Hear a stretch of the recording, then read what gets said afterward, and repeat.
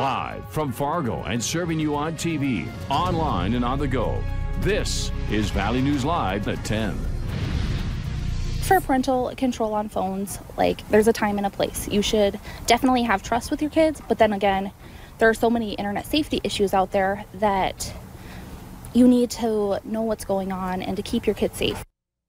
Most people have a phone in their hands these days. Even kids are drawn to the newest phones for the cool apps and features. But the newest iPhone update has a feature for parents. Valley News Team's Katie Opperly dives into how the next update for iPhones is helping parents stay in control.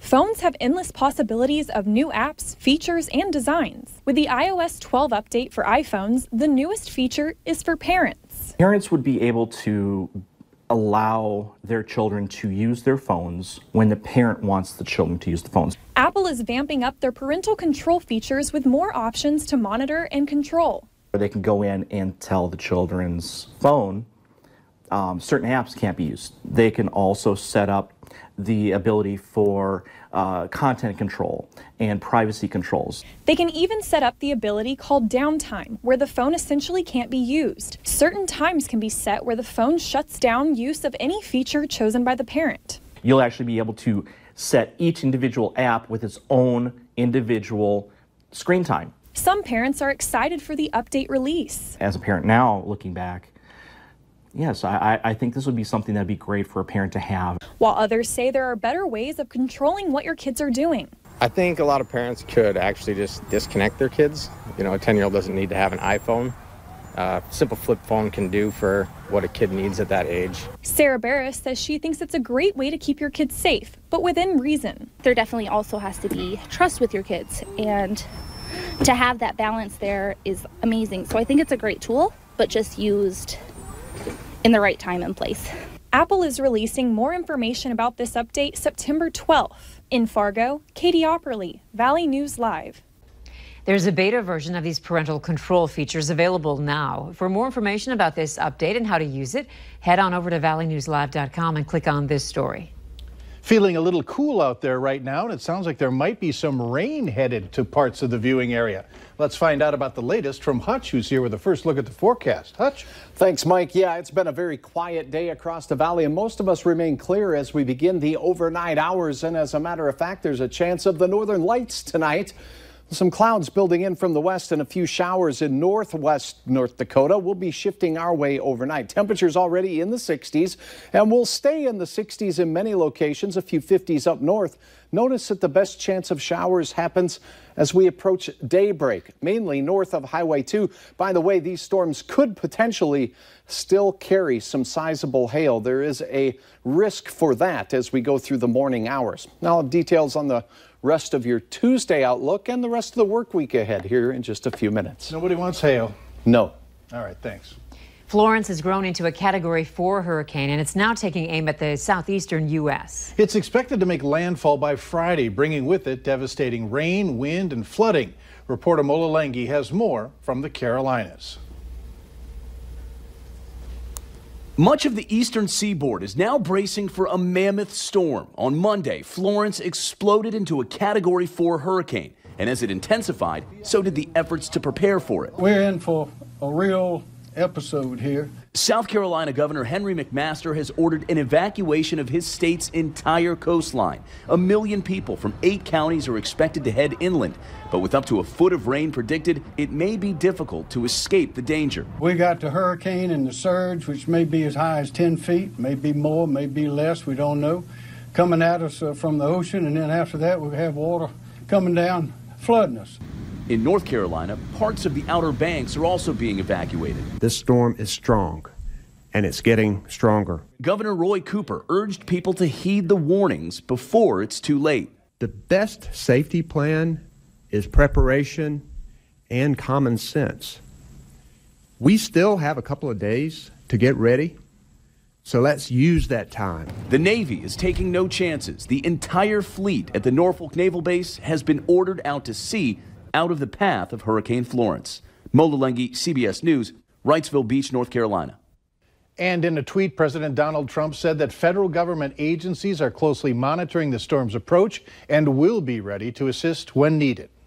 Charges have been dropped against one man who was originally accused in the death of another man. Police say 22-year-old Alan Baer stabbed 23-year-old Jacob Dirks with a knife.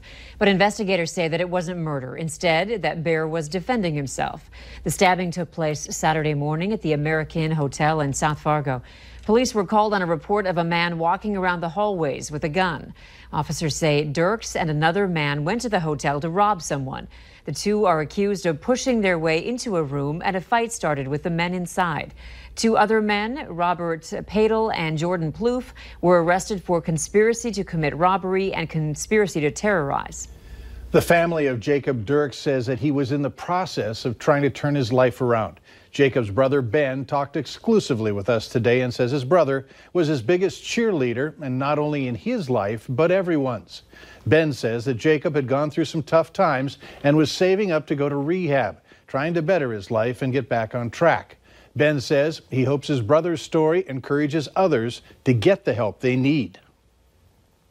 Something tragic has to happen in order for someone on a type of drug that they finally realize, whoa, what am I doing? You need to go get the help. It needs to stop. A visitation and prayer service for Jacob Dirks will be on Wednesday at the West Funeral Home. The funeral is slated for 1 o'clock on Thursday at Lutheran Church of the Cross. A judge set bond at $100,000 for a Grand Forks man accused of killing a 5-month-old baby. Mason Komrosky is charged with double-A felony for the murder of his girlfriend's baby, Brinley Reimer. Authorities say it happened in an apartment building on the 3600 block of Landico Lane on May 21st. The state's attorney says the autopsy shows the death was a homicide and that the baby died from a traumatic brain injury the next day. A North Dakota man could spend up to 4 years in prison if he's found guilty of ingesting meth and engaging in sexual acts with a minor. Court documents say 19-year-old Jacob Eberhard of Jamestown pleaded not guilty to charges including corruption or solicitation of minors and harboring a runaway minor. Authorities say Eberhard admitted to smoking meth and having relations with a minor. A North Dakota Department of Health report shows there have been more than 100 cases of West Nile virus in North Dakota this season. That's the highest total since 2013, when there were 127 cases. Half of North Dakota counties have confirmed a human case, and we're not out of the woods yet. Unfortunately, you can get West Nile, or mosquitoes are around until the first hard frost of the year, so it's kind of hard to predict when that's going to happen with North Dakota weather. But you just want to be vigilant outside until that hard frost comes. It's not all bad news. Experts say those 32 hospitalizations is about normal, and this year nobody has died. The lawyer for former Miss America, Cara Mund, says a report commissioned by the Miss America organization finding that Mund was not bullied by pageant leaders is dishonest and a complete whitewash. Her attorney also says it's clear that the Miss America organization wanted to brush off the allegations. The report found no evidence to support bullying allegations. It was just issued today, a day after Mund's tenure came to an end. She was not interviewed for the report. Mund agreed to speak after the next Miss America was crowned, but pageant officials insisted on doing it before then. Nia Franklin, Miss New York, was named 2019 Miss America in Atlantic City last night. $5,000 for facilitating 5 meetings. That's what local school districts have agreed to pay Dr. Flowers for his role on the new LRED task force. That's the group that was created to help the area's youngest students with challenging behaviors. Tonight, the West Fargo School Board approved its share of Dr. Flowers' fee. The district will pay $1,000 toward his $5,000 contract. The rest will be covered by Fargo Schools, the Southeast Education Cooperative, South Valley Special Education Unit, and Rural Cass Special Education Unit.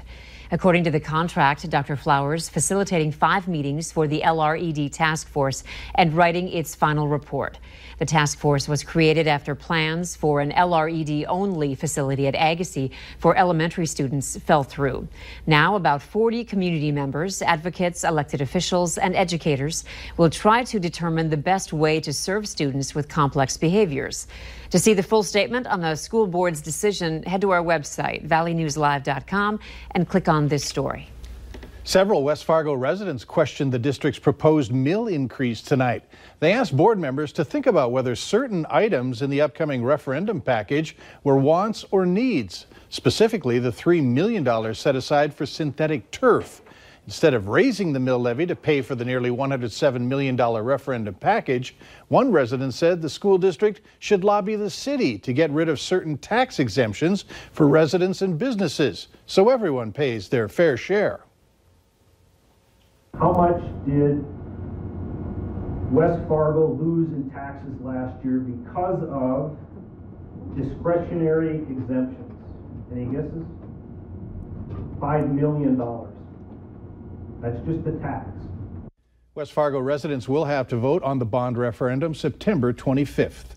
Golf is one of the oldest, most traditional sports to play, and one company is looking to revolutionize the game in Grand Forks by being the first drone delivery system in the U.S. The drone will deliver food and drinks to golfers at Kings Walk Golf Course in Grand Forks.